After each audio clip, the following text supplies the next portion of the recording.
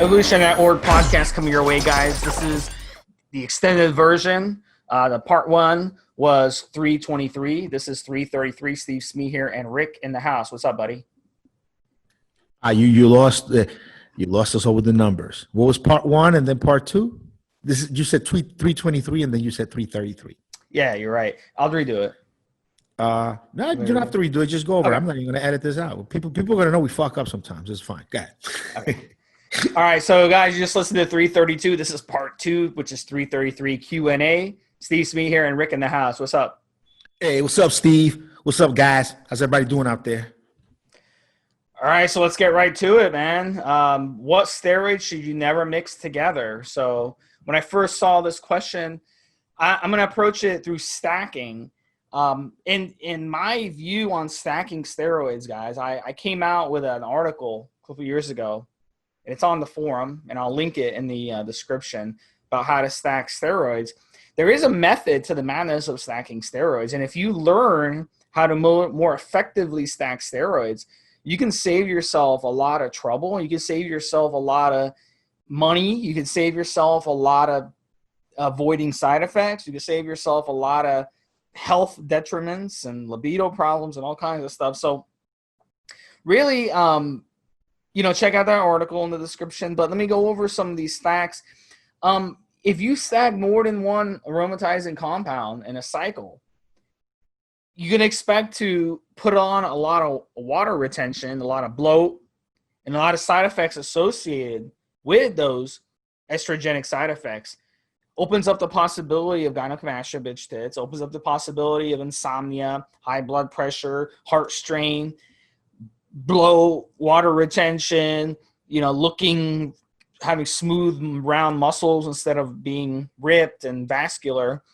So those are the risks of stacking more than one estrogenic compound. Example, testosterone. You use a moderate doses of testosterone and you stack another estrogenic compound like, say, Dianabol.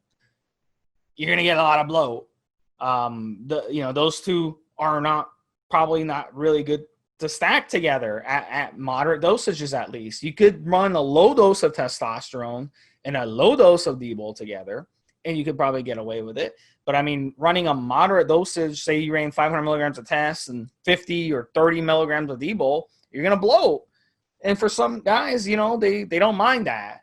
Some guys just like that perma-bulker look. They just want to be big and strong. And so it just depends on your goals. Androgenic compounds, the biggest one, tren. If you stack tren with another androgenic compounds, you're going to deal with a lot of problems. You're going to have a lot of androgenic side effects, a lot of heart issues, a lot of organ strain, a lot of inflammation, a lot of insomnia, a lot of feeling like crap all day, a lot of feeling tired all day. Some days you won't be motivated, and you walk into the gym, you'll be motivated because you're so strong in the gym. But like sometimes you just not even want to go to the gym because you'll be feeling so tired. So it's a really good idea not to stack another androgen with tren. I always recommend stacking a mild compound with tren instead. Something like an Anavar or T-Bol, something like that, or Primo or EQ. Those stack really well with tren because they don't add to those side effects. So there's a lot of different ways you can stack steroids, guys. If you check out that article I wrote, I think there's 2 or 3 parts of that article. It's a really long article. You can check that out. Rick, I'm going to bring you in. What are some other good and bad ideas when it comes to mixing steroids together? All right. So one of the things I found, a lot of personal experience, a lot of forum work, a lot of clients, is these are the main 4 you need to look out for when stacking together. Now, you can stack them together, even all 4 at once, as long as you keep the dosing really, really low. And not only just keep the dosing low, but you also have at least half of your total dosing is another steroid that is not one of these 4. So this is Deca, Trenbolone, Anadrol, and Winstrol. Those 4 I found that when you mix together in a high enough amount, they will fuck with the way you have sex. They will just mess with your libido. Either you can never finish and it takes you hours to have an orgasm, or you are horny and you want to have sex, but you have like a softie and you can't get it up. Or you just can't, or you just don't even get aroused altogether. So if you mix too much, so if you have too much DECA, you'll get that. If you have too much Trenbolone, you may get some of that too. So even on their own, Anadrol, even on their own, they can mess with you. But if you mix them together in their effective dosing, meaning if you're sitting there going, 400 mgs of DECA a week plus 75 or 100 mgs of Trenbolone acetate every other day, guess what? You're probably going to have some problems with the way you have sex. Also, in that same order, Winstrol, right? Winstrol on its own is perfect, it's fine. But once you mix Winstrol with some other ones, then you get like some side effects that are out of proportion when you mix Winstrol and DECA, when you mix Winstrol and Trenbolone, when you mix Winstrol and Anadrol. Again, some crazier side effects, mostly with your sex drive when it comes to mixing Winstrol with those. Now, if you mix Winstrol with Primobolan or with testosterone, you might have some issues with hair loss. Something that maybe on just a Winstrol only cycle, you might get a little bit of shedding, not noticeable. You toss some Primobolan in there, you toss some testosterone in there, now you might be now you might notice some pretty bad hair loss. And again, it goes by dosing to me. Winstrol, DECA, Trenbolone, Anadrol. You could potentially even put all those in the same cycle. Well, actually, I wouldn't do that because you need testosterone in there. But you could potentially, as long as you keep it real low, like DECA, you could do 100 mgs a week of DECA, and then 50 mgs of Trenbolone, every third day, something like that. You could toss them in, sprinkled in, as they say in the supplement realm, pixie dust them in, and to make up a total of less than half of your total dosing. And then you have, testosterone is the other steroid, or EQ, or maybe D-bol, I don't know. But testosterone is what I prefer. So that's it, man. Just those are the mixes that I found the biggest problems with. And obviously, Steve already mentioned when you mix, testosterone and dianabol, and you get problems with aromatization, testosterone, dianabol, EQ, aromatization. Obviously, those are covered by Steve. I want to throw something else out there when it comes to progesterone and prolactin issues and libido. All right, so next topic is how not to get screwed when you're ordering steroids. And I've been screwed once in my life where, I sent money off and they just disappeared on me. That was years ago. And the source got shut down. And then they came back and they never made me whole. I never, I just took the loss. So, stuff like this happens all the time, guys. Sources come and go. They could get shut down. They could quit. They could, their wife could, blackmail them, and all kinds of stuff happens. I've heard so many stories over the years when it comes to this type of thing. So it's bound to happen, but the way you can avoid it, I think the simplest way is just order in small amounts. And this way, if you do get screwed, it's not a big deal. Don't be, trying out a source for the first time, and then you send them $1,500 cash, and, you're ordering that much stuff. Because then if you lose that $1,500, that hurts. $1,500 is a lot of money. I know it's pocket change for you, Rick, but for a poor guy like me, $1,500 is a lot of money. So, send out 2, 3, 4. Well, yeah, I'm not a rich guy. 1,500 is 1,500, man. For sure, yeah. For sure. That hurts. That buys a lot. That buys a lot of hookers, huh? 1,500. Well, in Colombia, it buys you about 40. I don't do prostitution, man. Not at all. You don't believe in it? I don't believe in prostitution at all. Not my thing, at all.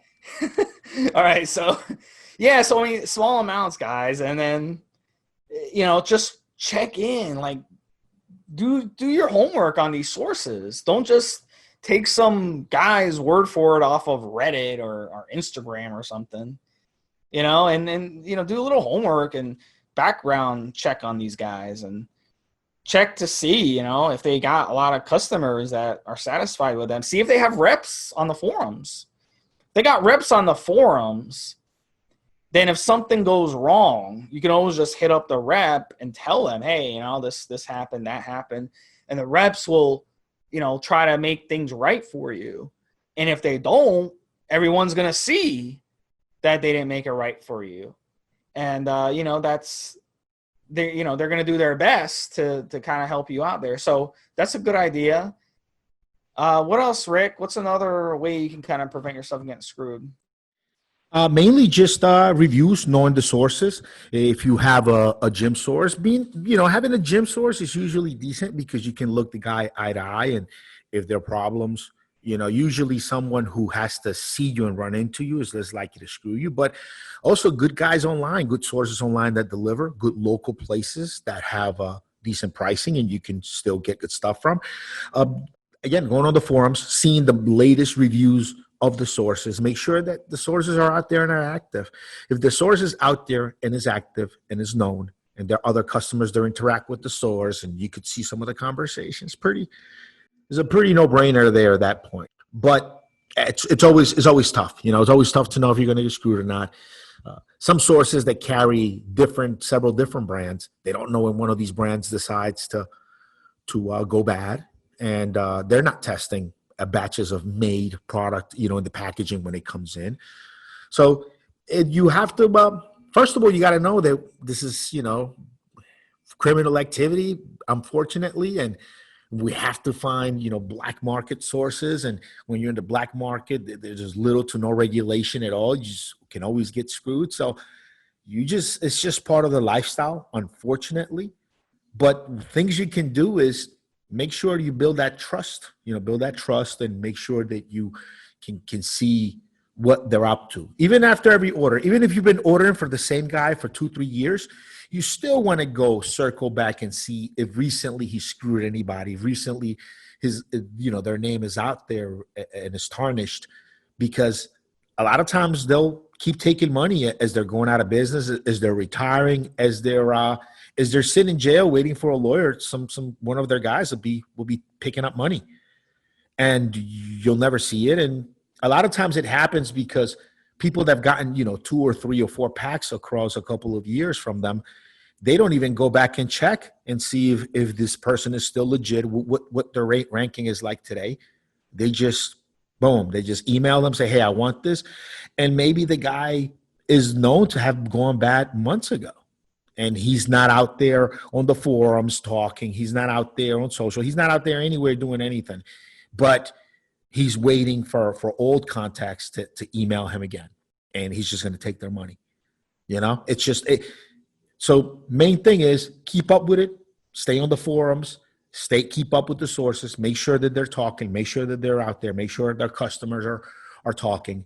And then you've got something. Don't ever just keep hitting the same guy up over months with 2, 3, 4 different orders without going back to recheck him and re-verify him before every single order.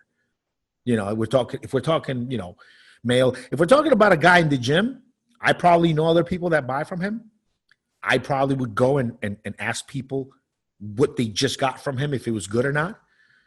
If he's a good source, if he's a good gym source, he won't mind it at all. He'll be happy that you're asking people what the reviews were and that you got a good review. And he'll understand where you're coming from. He'll understand why you're asking, because you just never know, right? So that's the main thing. Just before we purchase, go do a quick review. Go make sure that guy's verified again before every single purchase, no matter how many times you've bought from him. That's a good rule of thumb. Yeah, for sure. It's just like anything in life. You got to do your homework. You know what I'm saying? All right, buddy. So next one we're going to talk about is how much weight should I start with as a teenager? So Rick, you have more experience than me on this because you have a kid that's a teenager. So what is the advice you gave him? Because I'm sure he wants to weight lift, right? Well, what I did was with his case, right? He's been doing body weight exercises since he can walk. I've had him do different things. He's always developed his muscle. I'd make sure to build a good kind of a base of him moving around and learning how to do push-ups when he was a kid. He was a baby. So he learned how to do little push-ups, how to do planks and things like that very early on. And he did jiu-jitsu, when he was like 8, 7, all from about 7 until about 10, 11, he did jiu-jitsu. So he's really been active, and it's all body weight stuff. It's all calisthenic, a lot of cardio, And that's all you really want to do. Now, when he made the transition to lifting weights at around 14, 15 years old, I've lifted weights with him a couple of times, but really at that point, he had a great wrestling coach, a great program at his school for wrestling, more than one coach in the program, had like 5 guys, all very well decorated wrestlers and coaches that were working with him. And I was fine to hand them off to them.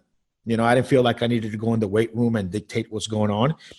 I remember my coach led me in the right direction. Coach Chetty taught me that the numbers go in on the plates. The very first day that I was bench pressing at the school, that I was allowed into the weight room with the football players and the wrestlers, coach was there because he's a big powerlifting guy, big squatter, big deadlifter, huge deadlifter.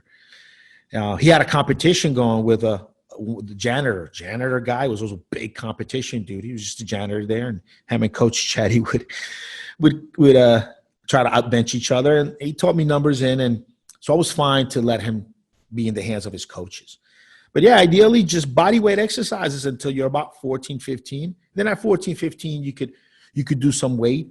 I probably wouldn't get too crazy with like personal records and all that. Should do all the movements, deadlifts, squats, bench, all the big movements, lightweight, you know, bring sets to failure. Really work on the muscle contraction without just completely stressing the joints out, and especially the back, you know, your spine. You want to just teach that kid from really early on to take care of their back, you know, the spine.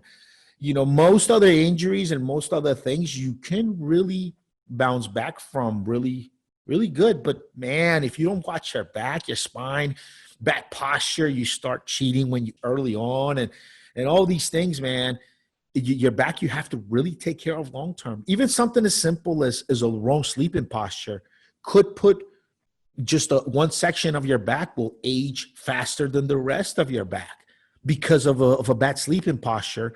You might have a disc in your back that's 10, 15 years older in comparison in wear and tear than the other parts of your back. So mainly watch your back, literally spine, and body weight exercises until about 14, 15. And then at 14, 15, no big PRs, no big anything, just concentration on form, very smooth, slow, good form, good movements, and keeping the weight sensible.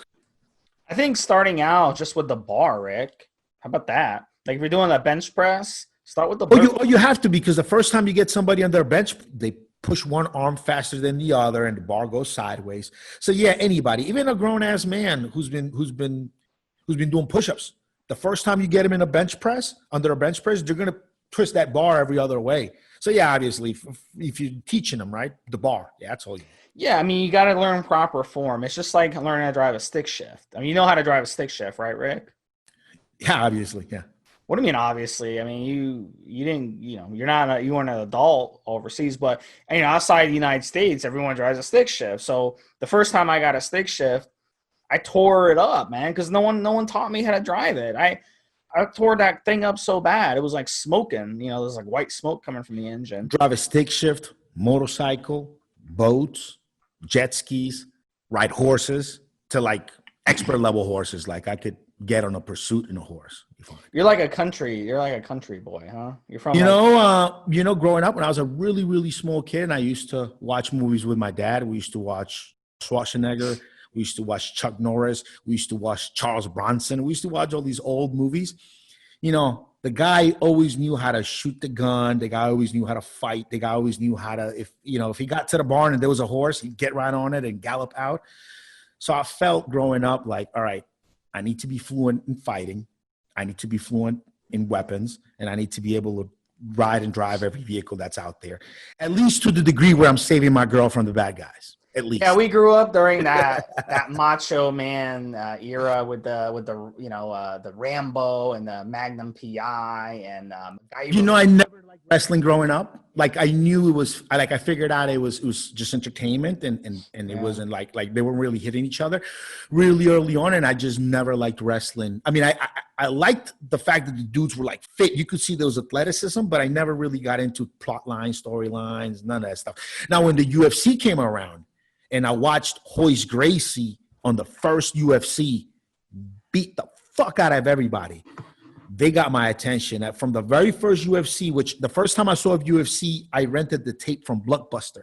There's a section in Blockbuster, tiny section for documentaries and things like that. So I picked up the UFC a tape from Blockbuster. It's the first time I seen it, and that's it. I mean, I knew that was it. Like, I went from not even caring about wrestling anything to like, man, I'm hooked on this. Do you like the fake wrestling, like the WWE, or no? Oh, that's what I meant. Oh, no. See, I was a wrestler in high school. I mean, now, do you like that, or you? Oh, no, I don't know any of this. I don't know any of it, bro. There's so many things to pay attention to that wrestling I've just completely omitted. I don't know what's going on there. But like the fake wrestling, do you find that entertaining, or do you think it's stupid? Is my question. I respect the athleticism to just an incredible degree. You just won't believe how much I respect the athleticism and the technique that goes, learning how to fall as a wrestler and in martial art. That I respect that aspect of it. But I'm just not sitting there biting my nails, hoping who's going to win. Like, I know it's predetermined. Predetermined who wins. I know they get really hurt, like really hurt. And I know that the level of athleticism to pull off the kind of acrobatics this guys pull off with the mass that they carried. I mean, these are 250-pound motherfuckers flying through the air, falling, boom, several times in a few minutes.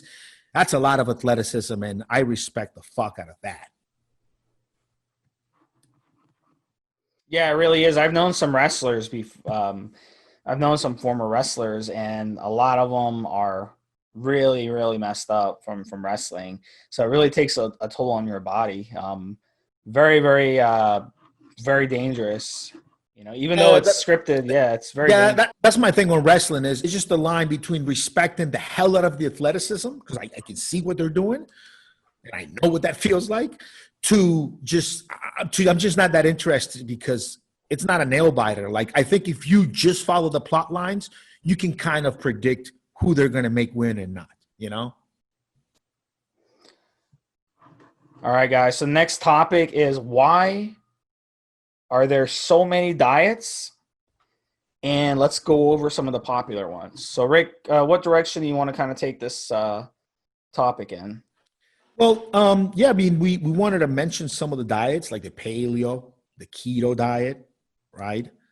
There's several ones out there, Weight Watchers diet, all of these different ones. And I guess when I looked at this question, it looked like a great question. But then as we get into the podcast, I just realized we're just going to have a whole rant about how fasting is the best diet out of all of them, how fasting can be a lifestyle, not just a diet, and how all other diets kind of suck compared to fasting, right?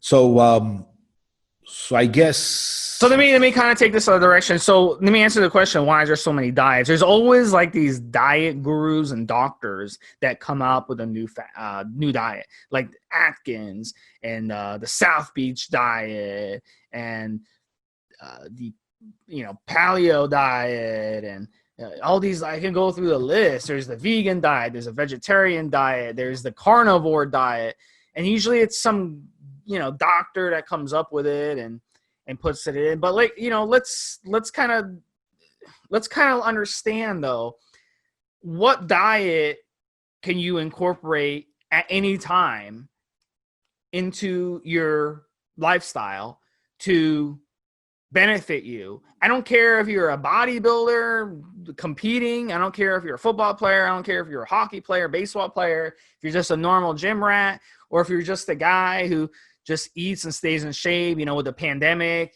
maybe some of you haven't gone to the gym in 2-3 months. You don't want to get sick. So you've been taking a break from weight training. You just want to eat healthy. So what do they do in the blue zones? We talked about it on a couple Q&A. We talked about Q&A. Go back a couple Q&As and we talked about the blue zones. what kind of diets do they eat in the blue zones? They eat whole, natural, single ingredient foods. They eat a lot of plant-based foods. 95% of their diet, plant-based foods. Okinawa, they eat a lot of sweet potatoes. Most of their diet in Okinawa is sweet potatoes. Tons of sweet potatoes. Something about a sweet potato, so damn nutritious. And it's true. Like, I used to eat a sweet potato every day, Rick. And I was so healthy, man. Like, everything was healthy. There's just something in a sweet potato, just all the nutrients and vitamins and minerals in a sweet potato. You look like a sweet potato. Oh, that's sweet. You look like one of those dark sweet potatoes with your bald head. I'm gonna eat your head. You're a sweet potato.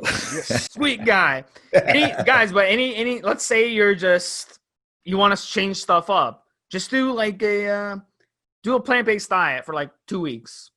Just eat nothing but fruits and vegetables for 2 weeks. Whole organic fruits and vegetables for 2 weeks.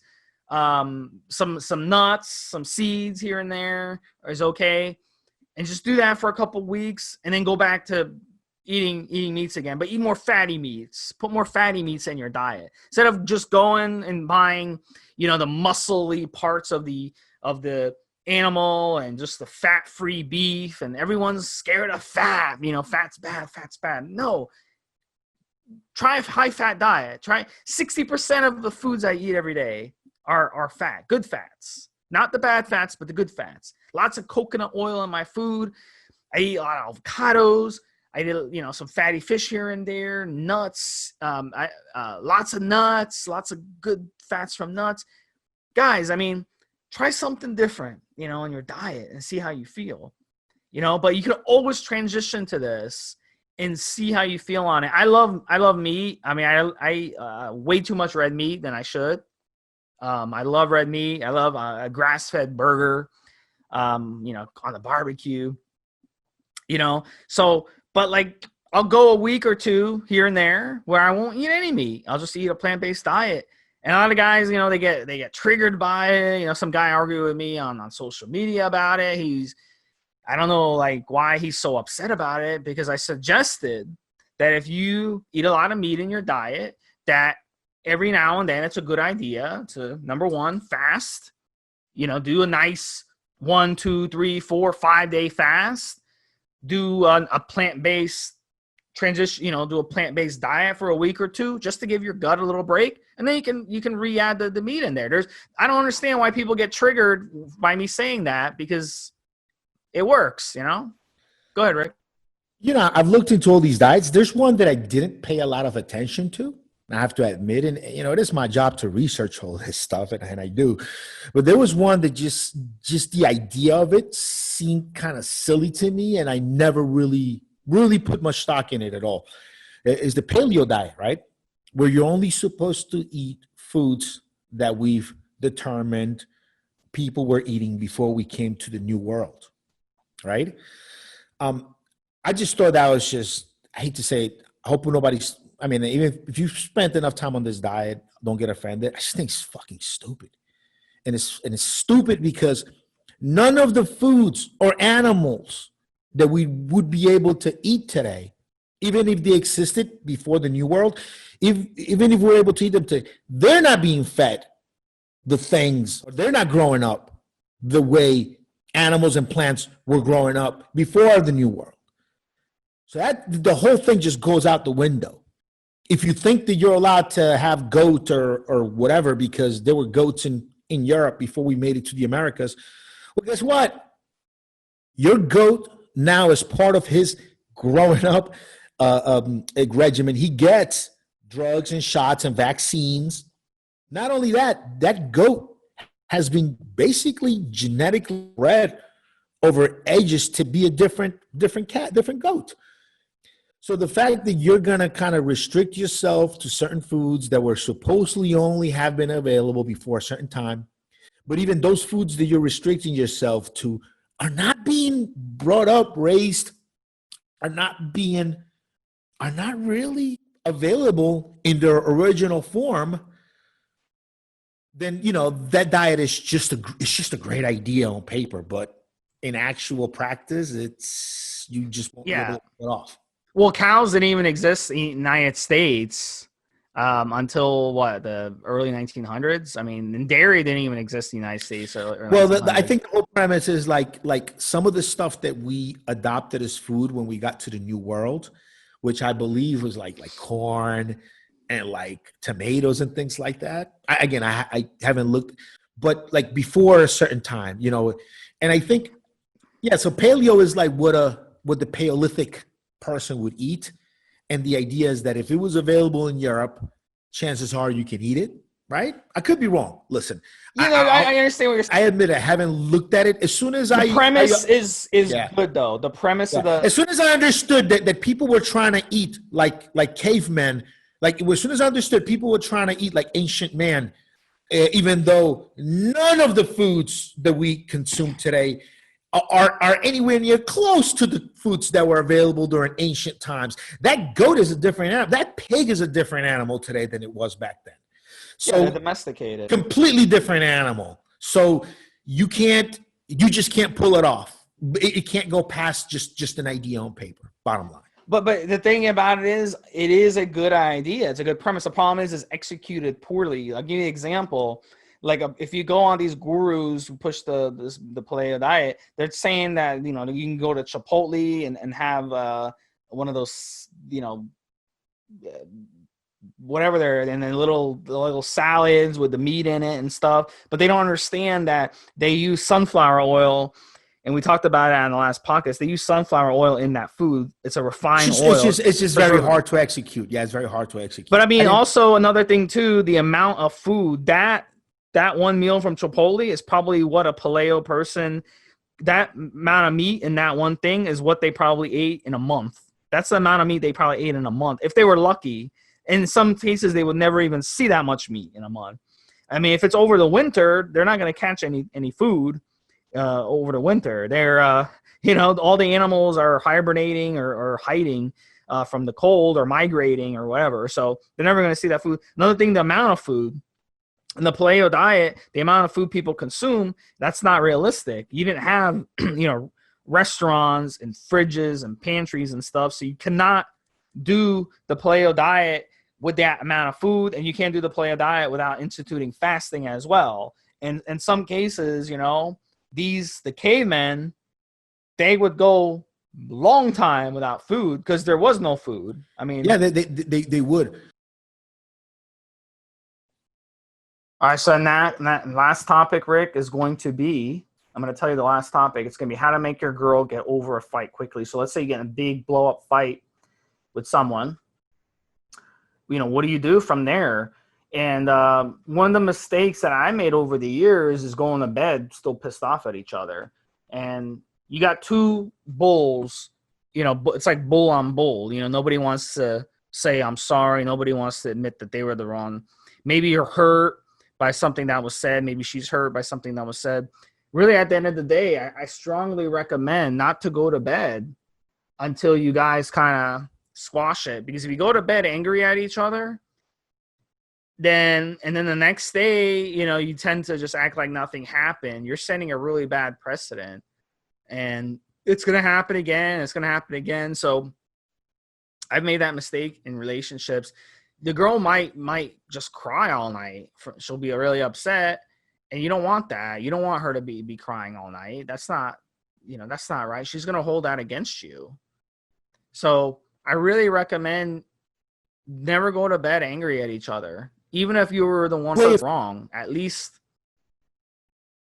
give her some space. Let her catch her breath. Let her get the anger out. Let her calm down, and then reach out to her and be like, look, I love you. And, I said some things I shouldn't have said. I apologize. I'm sorry. But, I love you, and you're the best thing that ever happened to me. And I don't want to go to bed upset at each other. Everyone knows that quote. It's been like in tons of shows, tons of movies. Everyone knows that quote. So she'll know that quote. She'll respect it. And you tell her, look, let's take, 10-minute break, and then let's have a conversation. And then you can have a conversation and squash it. and, give her a kiss, good night, and then you can go to bed. But don't just go to bed angry at each other or with you leaving something unresolved, because she's going to be remembering that. She's going to think about that all night. She's going to dream about that negativity. You're going to bring that negativity into the relationship, and it's going to end up costing you a relationship, like it did for me several times. Cost me relationships. And I look back and, I don't regret it at all, because it wasn't the right situation for me, but I regret hurting the other person. I regret, not setting that precedent correctly. So, I vow never to do that again. So at some point when you mature, I strongly recommend that you follow that. And if you aren't following it, start doing that now. How about you, Ray? Well, it depends the size of the fight. It can't, so I'm going to try to offer different solutions for different sizes. So any kind of big problems where she fucked up or you fucked up, if she fucked up, just make sure that you make sure you're not mad when you talk about it. Worst thing you can do is try to approach these subjects when you're mad, or make sure that if you start talking about it and you get worked up, make sure you calm down or say you'll finish the conversation a little bit later or another time. But don't say things out of anger. So number one is, if she messed up, make sure that you, without being offensive and in a very constructive manner, in the future will be better manner, explain to her why it's not cool and why you'd like it not to happen again. If you fucked up and you realize and you accept it, then accept your faults, accept you messed up. Let her know how you're trying to change. Ask her for help changing. That's one thing you need to realize too. Like, sometimes your significant other will say, hey, you kind of, this is really not good that you do this.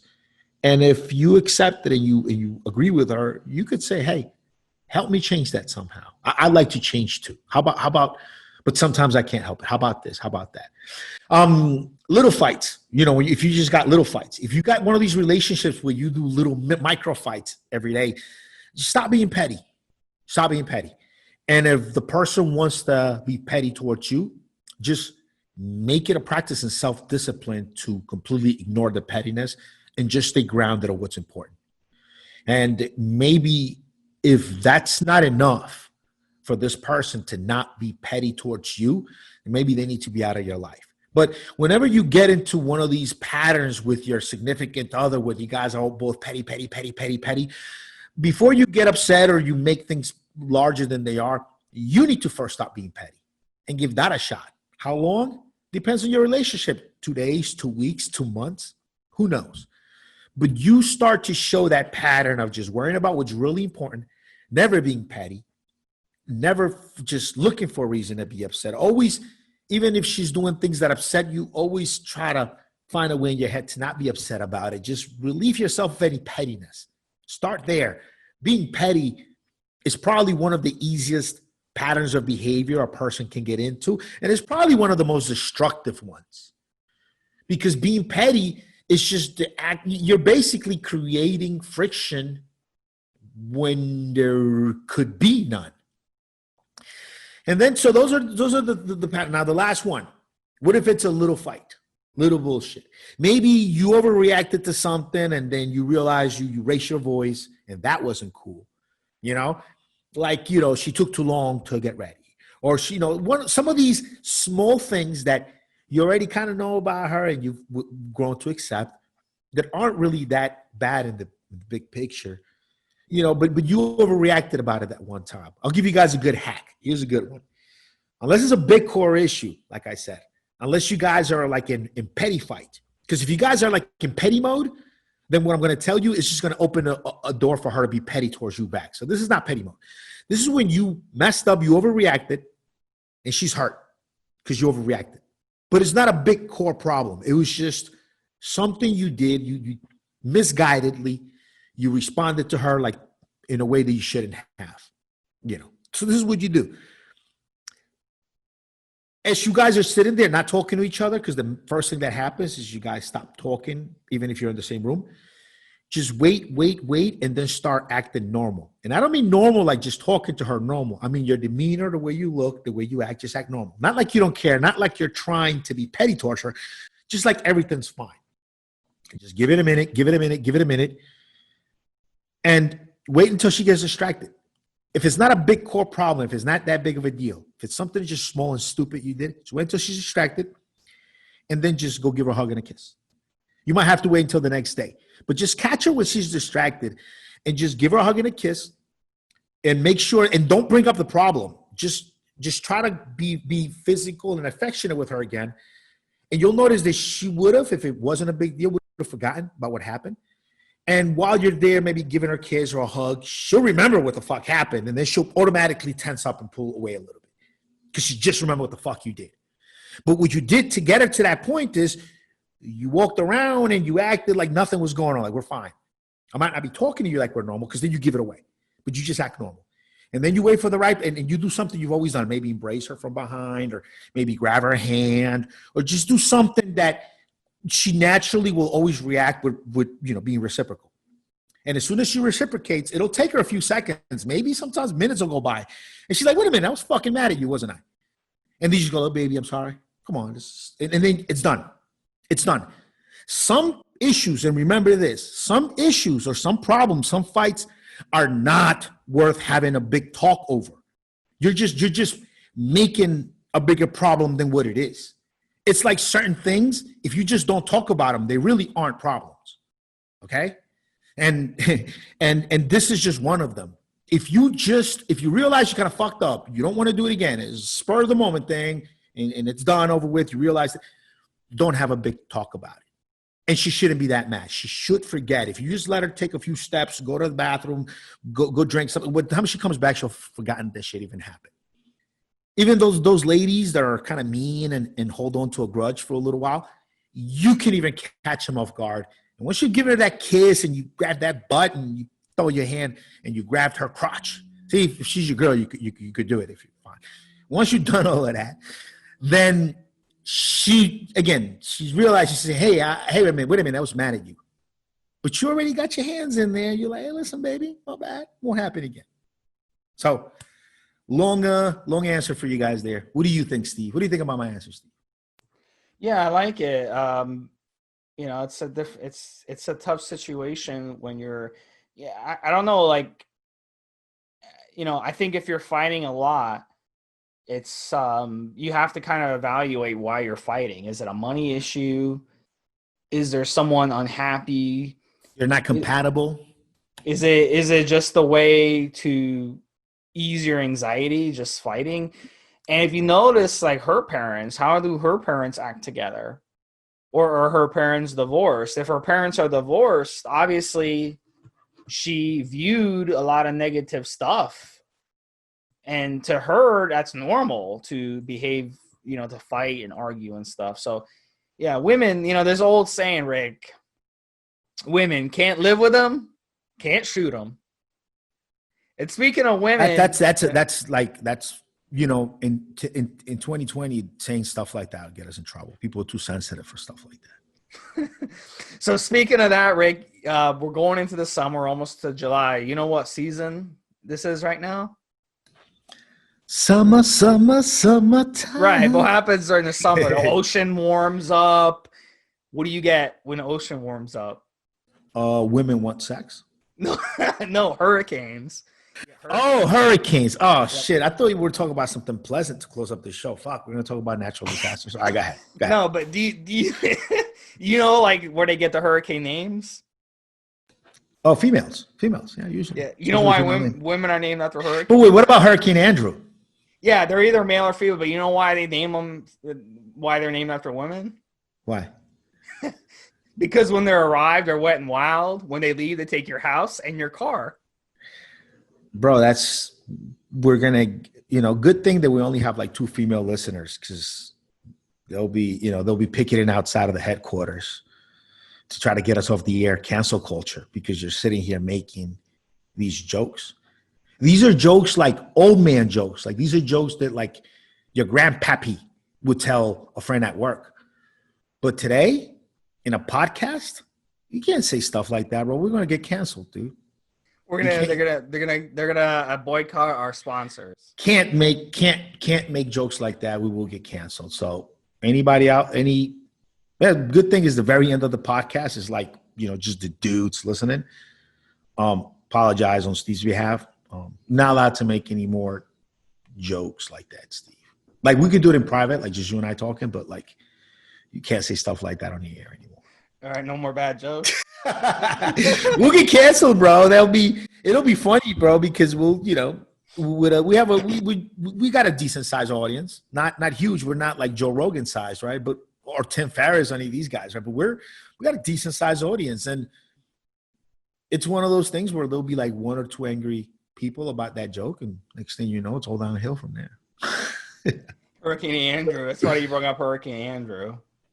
Yeah, that's why I automatically brought up Hurricane Andrew. It's like I'll get into some controversial topic. Look, I'm already being controversial, talking about steroids, right? And something that women have reason to be mad about that alone. Talking about steroids making men more manly. So yeah, probably not the jokes, man. So how you doing, Steve? How's it going? How's it going? Have you guys had a protests and stuff down in Florida where you're around? Oh yeah, it's all over. Yeah. I'm still stuck out of the country. I'm working on being able to get back into the country, working with the embassy to try to get a seat on a humanitarian flight. It's been tough. But I will tell you this, people around here, down here, what they're saying is this, because they're watching, like, now you can see all these American news, and you can see clips of like their websites in South America that are, the whole theme of the website is to take American news and put subtitles on them and interpret it for you. And the word around here, people are saying, it's like, holy shit, now the American news actually looks like the American movies. That is actually what people are saying here. That is the trending line around here. It's, holy shit, the American news finally looks like America finally looks like it does in the movies. Huh, interesting. It's so surreal. Well, if you know, they must like action movies and on that. Well, you gotta understand, like people that have grown up in other countries where the architecture is different, the houses are different, the fucking cars that they drive are all different, right? Because some countries have, they use way smaller vehicles than we do in America. Their highways are not like ours. Their buildings don't look like ours. So the only sense they get of American culture, which is very immersive, is our movies. High-speed car chases, zombie movies. People from outside of New York know New York well from watching, I Am Legend. You know what I mean?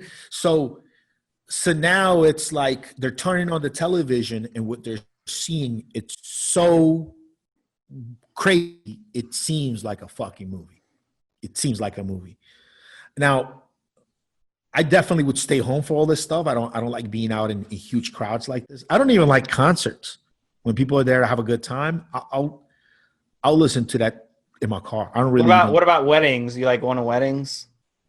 I don't mind, if it's a good friend, and I don't mind it. Trevor Kuritzin invited me to his wedding. You're going too, right? Aren't you? It's in August. Well, it depends on the pandemic. It depends on the pandemic. Yeah, I'm actually considering making my way out to Canada for it. Well, the problem is the airport in Orlando. Yeah. Half the workers got tested positive, so they pretty much shut down the airport. So I don't think I'm going to be going anywhere for a while either. Yeah, it's rough. Yeah, so I mean, I don't mind I just don't like these huge large crowds. It scares me. Last time that I was in a huge large crowd, which was last New Year's. Last New Year's, we were on the Vegas Strip. My mother, one of my babies, one of my kids, and my nephew, and everybody was out on the street. And then the people from the Paris Hotel, which the Paris Hotel lets in and out right on the strip, right in the middle of the strip too, they put fences up around the entrance of their hotel. So people left the Paris Hotel, they went out on the street, a ton of them. Then the Paris Hotel had put these fences up. I don't know if they were before the people left or not. And then after midnight, everybody that was staying at the Paris or that could get through to the hotel going through the Paris, they just all piled in. And I found myself stuck in a sea of people. When I mean stuck, I'm talking about, dude, it got scary. Like I had to sit there and like protect my kids from people trampling. And then people already drunk, Some people started to get upset because they couldn't move. Guys started swinging on other people because their mother got pushed or their girlfriend got pushed. And small scuffles started breaking out. And I'm sitting here in a sea of people with my kids. And what's fucked up is I'm looking over the other side of the fence at the Paris Hotel, and it's empty in there. Their parking lot, everything, just the whole way up from the strip up to Paris, empty, completely empty. They just had fences up. And people didn't realize that they weren't being let in, and it just kept piling on and piling on. I had to make my way out of the crowd and get my kids into like a burger and beer joint right on the corner there, where they have billiard tables upstairs and stuff. Pretty cool place. I think it's called Beer Garden. Anyway, I had to push my kids in there, man, these large crowds. And I told myself, I said, you know what? I remember I hate large crowds like this. It's not happening again. Like, that's it. Last time I do a huge, large crowd on the street like this. Next time we do New Year's in Vegas, I'm going to be up at one of those balconies on a table. We're not doing this thing on the street again. It was scary, bro. It was, when I tell you that it was scary, dude, I mean, I'm sitting there like trying to calm people down that are around me from getting upset at other people because they thought they were being purposely pushed, trying to calm down drunk people, trying to calm them the fuck down. While I have two kids, I mean, my little one that I had is 2 9-year-olds, basically. My son and my nephew, they're a couple months apart. I had 2 9-year-olds there that I'm trying to keep people from crushing in this crowd. My mom, luckily, I had asked my mom to just make her way out of the place, go towards the burger spot, and I would try to navigate with the 2 babies over there, because that was the hard part of it. Myself, I'd have jumped all over that fucking crowd, walked over everybody's head, gotten out of there, no problem. But I got 2 babies that I'm trying to keep from maybe getting pushed on the ground and getting trampled. So yeah, bro, it was scary. I hate large crowds, and when I see this on the news, people going insane and on these crowds, like, I wouldn't be there, just because these type of large crowds are probably just an easy way to get hurt. Yeah, I'm not big on the crowds either. I'm much more. My ideal vacation, Rick, would be just like going to a cabin in the middle of the woods, somewhere in the mountains, and just chilling, like, with no people. Like, I don't want to see a person for miles. I don't want to see. But on the flip side, you run the risk of running into a serial killer, because now, they could come kill you and nothing you can do about it. Oh, because of the stuff going on? It'll have to normalize. I'm really. No, that has nothing to do with the stuff going on. It has to do with, like, if a serial killer kills you in the middle of the woods, no one's going to know you're killed. Right. Well, if there's less people around, what are the chances that the one person that's around is a serial killer? Like you're watching too many Jason movies. Look, if we're going to go there, look, as long as you don't have sex in the woods, you're not going to get killed. The only people that get killed in the movies are the ones that are having sex in the woods. Right? Or am I like out of the, are they getting killed over other reasons? I think as long as you're not having sex in the woods, I don't think you get killed, right? Gosh, I think so. That's how all the movies went, right? If you were having sex in the woods, you get killed. That's good. Yeah, bro. You might have something there, bro. I fuck yeah, I do. That's it. That's the price. If you don't want Jason to come get you, don't have sex in the woods. Don't go in the woods smoking pot and drugs and being a whatever. Just stay out. Yeah. Are you ready for the next joke? No, I'm just kidding. All right, guys, listen, for Stevesmi and Rick, that's another episode of Evolutionary Radio. We'll talk to you guys next time, guys. Have a good one. Have a good one, Steve. Have a good one, guys.